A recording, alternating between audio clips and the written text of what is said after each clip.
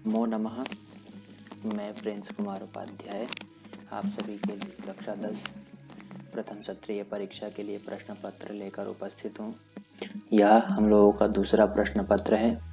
एक मैं पहले करा चुका हूँ, एक अभी कराने जा रहा हूँ। उम्मीद करता हूँ इससे आप लोगों को सहायता मिलने वाली है। आइए शुरू करते हैं। टोटल 40 अंक के पेपर है आपके। अधोलिखित वाक्येषु रेखांकितपदस्य सन्धिपदं सन्धिविच्छेदपदं वा चिनुत। केवलम प्रश्न चतुष्टयम। केवल 4 प्रश्न करने हैं आपको।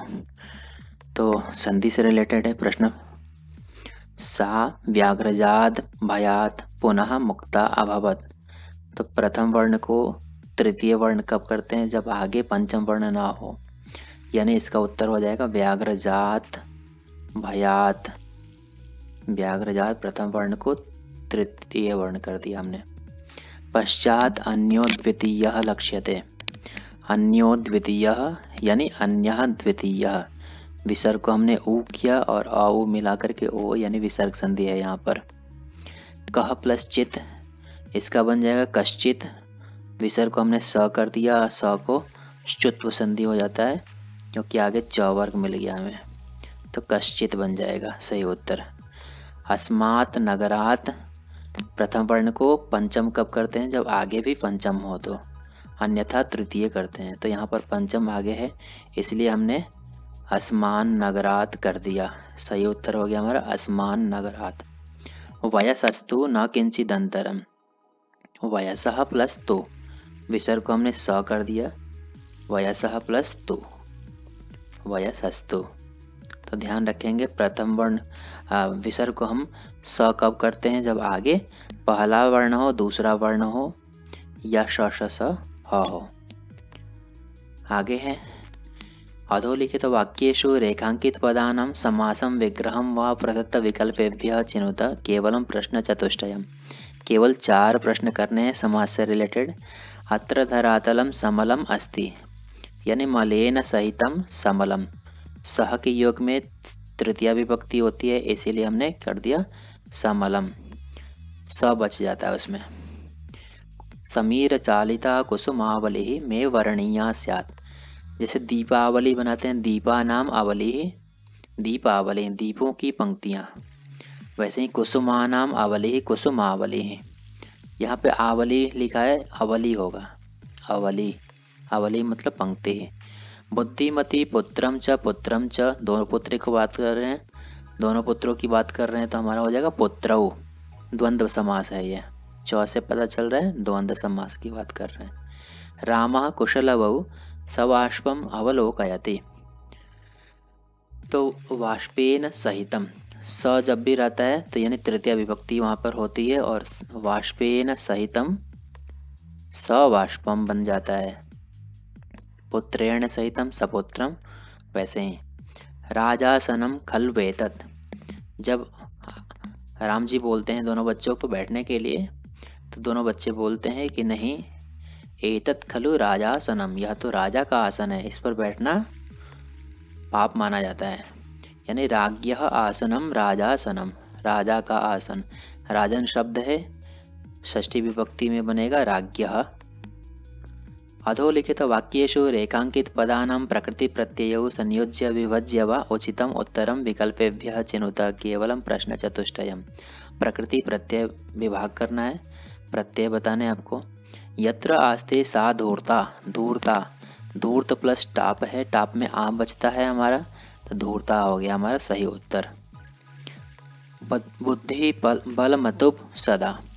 अब देखेंगे मतुप प्रत्यय हमेशा विशेषण का काम करता है, यानी बुद्धि बल प्लस मतुप है, लास्ट में अ हो, आ हो या अंतिम वर्ण से पहले म हो तो मत को हम वत कर देते हैं।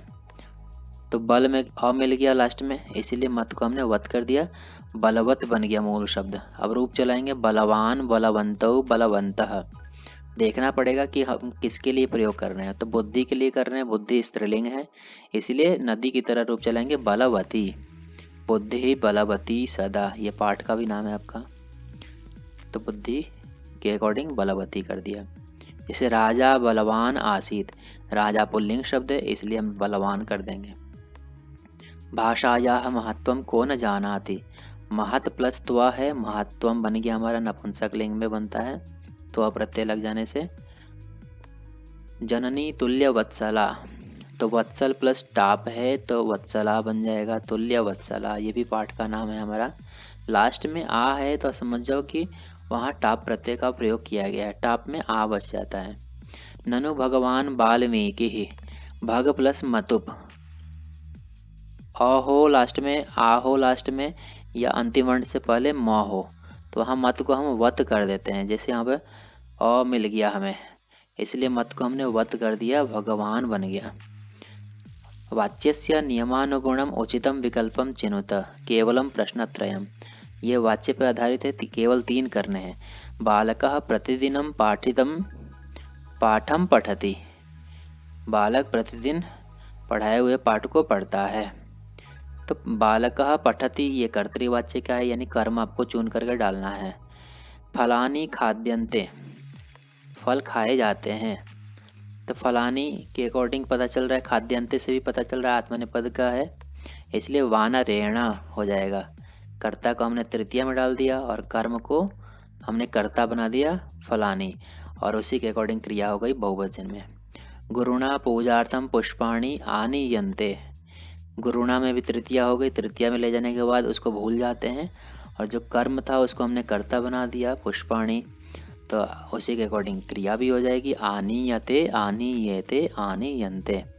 चित्रम दृश्यते, चित्र देखा जाता है, अदृश्यते से पता चल रहा है कि ये आत्मनेपद की क्रिया है, अन्यथा हम पश्यति पश्यता पश्यन्ति बनाते थे, तो इससे पता चला कि कर्मवाच्य का है, यानी यहाँ पर मया चित्रम दृश्यते, ये हो गया सही उत्तर। अब आगे चलते हैं, देखते हैं अगला प्रश्न।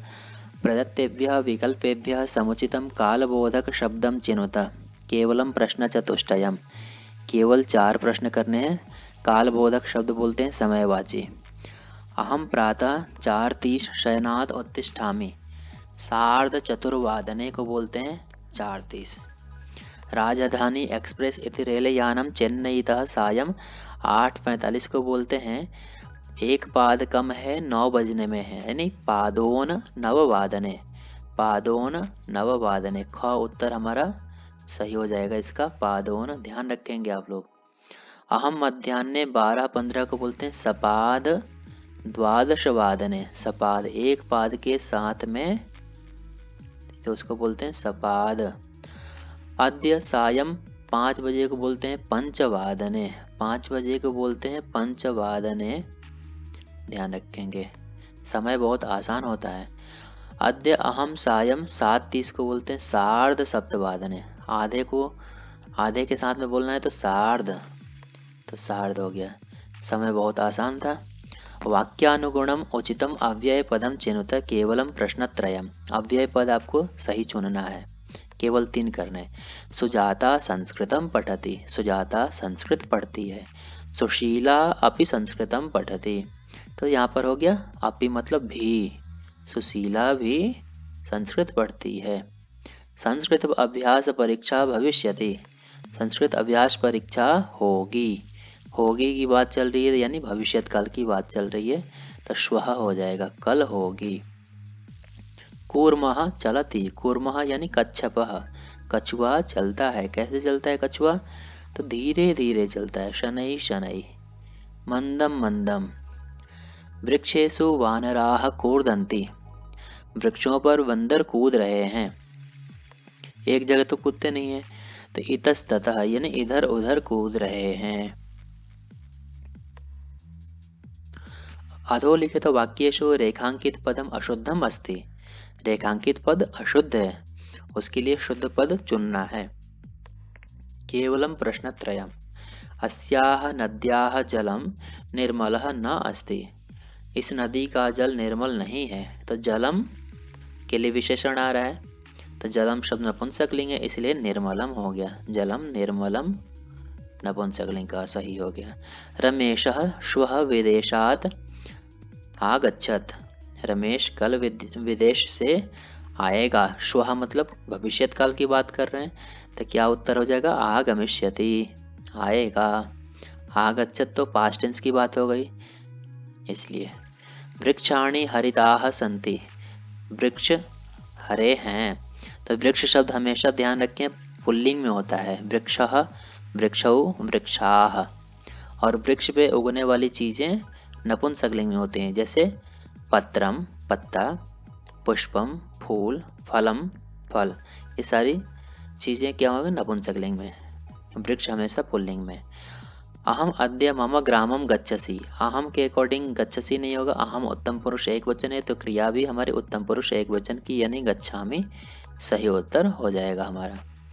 पठितावबोधनम रेखांकित पदानि आधृत्य समुचितम प्रश्नवाचक पदम चिनुत केवलम प्रश्न पंचकम। आपको प्रश्नवाचक पद यानी प्रश्न निर्माण करना है। शकटीयानम कज्जल मलिनम धूमम मुंचति,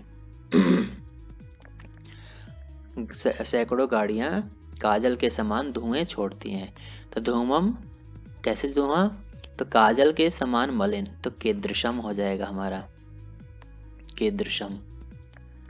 बुद्धिमती चपेटया पुत्रौ प्रहृतवती, बुद्धिमती ने चपेटे से दोनों पुत्रों को मारा। कैसे मारा, तो चपेटे से मारा। कैसे मारा, डंडे से या चपेटे से, तो चपेटे से, तो चपेटया तृतीया विभक्ति हो गई। प्रकृत्याः सन्निधौ वास्तविकम सुखम विद्यते, विद्यते मतलब अस्ति, प्रकृति के समीप वास्तविक सुख है। किसके समीप वास्तविक सुख है, तो प्रकृति के। तो प्रकृति शब्द षष्ठी विभक्ति का है। प्रकृत्याः तो कस्याः किम शब्द का स्त्रीलिंग में हमने ले लिया। त्वम मानुषात् विभेति, मानुषात् यानी कस्मात् पुल्लिंग में रूप चला दिया, तो कस्मात् हो गया हमारा सही उत्तर। अब आगे देखते हैं।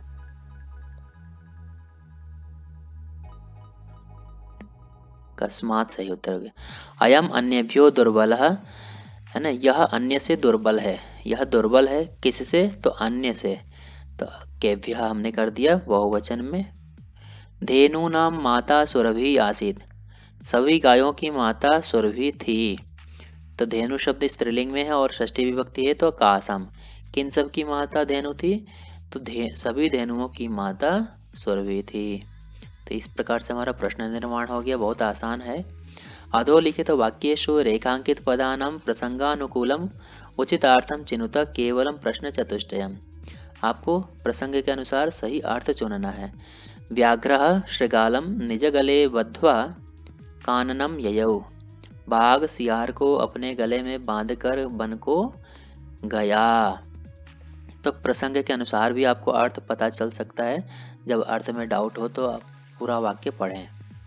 मया सा आत्मपुत्रौ एकैकशः माम अत्तुम कलहायमानौ चपेटया प्रहरन्ति दृष्टा। मया सा दृष्टा, वह मुझे दिखाई दी, है ना, दोनों पुत्रों को चपेटे से मारती हुई दिखाई दी। क्यों, क्योंकि एकैकशः माम अत्तुम कलहायमानौ, एक एक करके मुझे खाने के लिए झगड़ते हुए। ठीक है, तो अत्तुम यानी खादितुम हमारा सही उत्तर हो जाएगा। अत्तुम यानी खादितुम। प्रसंग से भी अर्थ लगा सकते हैं तो पता चल जाएगा। रामः सबाष्पम अवलोकयति, वाष्पेन सहितम सबाष्पम समास में आया था। अवलोकयति यानी वाष्प के साथ, आंसुओं के साथ देखते हैं। पश्यति अवलोकयति, अवलोकन करना यानी देखना। नवमालिका रसालम मिलिता, नई लताएं, है ना, तो रसालम का अर्थ हो गया हमारा आम्रम। रसालम प्रकृति का बात कर रहे हैं हम लोग, तो आम्रम हो गया सही उत्तर। किम कुपिता एवं वर्णति उत प्रकृतिस्था, क्या क्रोधित होकर के ऐसा बोलती है अथवा प्राकृतिक रूप से यानी नेचुरल रूप से। तो भणति यानी कथयति, भणति यानी कथयति। उसने बोला ना कि हमारे माता पिताजी को ऐसे बोल कह करके निर्दयी कह के बुलाती हैं। तो विदूषक ने पूछा कि ऐसा क्या क्रोधित होकर के बोलती है या नेचुरल रूप से बोलती है। उसी प्रसंग में भाषिक कार्य संबद्धा नाम प्रश्नानाम समुचितम उत्तरम विकल्पेभ्यः चिनुत केवलम प्रश्न षटकम। केवल 6 प्रश्न करने हैं हमें। भाषिक कार्य में हमारा कर्ता क्रिया विशेषण विशेष्य पूछा जाता है। जानाम्यहम तस्य नाम ध्येयम, तो जानामि अहम, तो अहम हमारा क्या हो गया, कर्ता हो गया। कर्तृपद पूछा है तो यानी कर्ता। सब्जेक्ट और जानामि क्रिया हो गई। यन मानुषादपि विभेषी अत्र क्रियापदम किम, तो यानी विभेषी यहाँ पर क्रियापद हो गई। तो विभेषी मध्यम पुरुष एक वचन का है। निर्मलम जलम आनयोः विशेषण पदम किम, निर्मल जल यहाँ पर विशेषण क्या है, तो निर्मलम। जल कैसा है, तो निर्मलम। तो कर्ता क्रिया और विशेषण विशेष्य याद रखें, फिर आराम से कर सकते हैं। मैं बहूनि अपत्यानि सन्ति, मेरी बहुत संतानें हैं। अत्र मे इति पदम कस्मै प्रयुक्तम, मैं यहाँ पर किसके लिए प्रयोग किया गया है, तो ये पाठ जो पढ़ा होगा उसको पता चल जाएगा। इंद्र ने बोला कि तुम्हारे पास में बहुत सारे पुत्र हैं, संतानें हैं तुम्हारी, तुम इस पुत्र के लिए क्यों रो रहे हो। तो सुरभि बोलती है कि माना कि है ना, मेरी बहुत संतानें हैं, फिर भी जो जो कमजोर है उसके लिए माता का अधिक कृपा यानी प्यार तो होता ही होता है। तो मैं बहूनि अपत्यानि संति, मेरी बहुत संतानें हैं। किसने बोला, मैं, यानी मैं मतलब मेरी, यानी सुरभि के लिए यूज किया गया है। तो सुरभि के लिए हमने सही कर दिया। पुत्रस्याभ्यधिका कृपा, अत्र यानी यहाँ इस वाक्य में न्यूना कम, इसके लिए विलोम पद कौन सा यूज किया गया है, तो कम का विलोम क्या हो जाएगा, अधिक। तो अधिका हो गया न्यूना का अधिका, न्यून मतलब होता है कम। यदि एवं तर्हि माम निजगले बद्ध्वा चल सत्वरम, अत्र यानी इस वाक्य में मंदम इत्यस्य किम विलोम पदम, मंदम मतलब होता है शनै शनै, धीरे धीरे, इसका विलोम क्या हो जाएगा, सत्वरम। सत्वरम मतलब शीघ्रम, तो लिख लेंगे आप लोग, सत्वरम, शीघ्रम, क्षिप्रम, आशुः, ये सभी सिनोनिम्स हैं। तो सिनोनिम्स जरूर पूछे जाएंगे। कई तरीके के सिनोनिम्स हमारे सत्वरम, शीघ्रम, क्षिप्रम, आशुः आया है। हिमकरोपि बालभावात् पशुपति मस्तक केतक छदत्वं व्रजति, अत्र यानी इस वाक्य में चंद्र इत्यर्थे, चंद्र इस अर्थ के लिए कौन सा पद यूज किया गया है, तो हिमकरः, हिमम करोति इति हिमकरः, जो शीतलता प्रदान करे उसको बोलते हैं हिमकरः यानी चंद्रमा।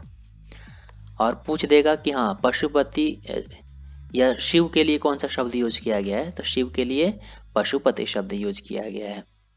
लास्ट प्रश्न है परिष्वज्य अहो हृदयग्राही स्पर्शः, अस्मिन् वाक्ये हृदयग्राही इत्यस्य विशेष्य पदम किम, जब राम जी दोनों बच्चों को गले लगाते हैं तो वहां पर बोलते हैं कि आहा, क्या एकदम हृदय को सुकून देने वाला स्पर्श है।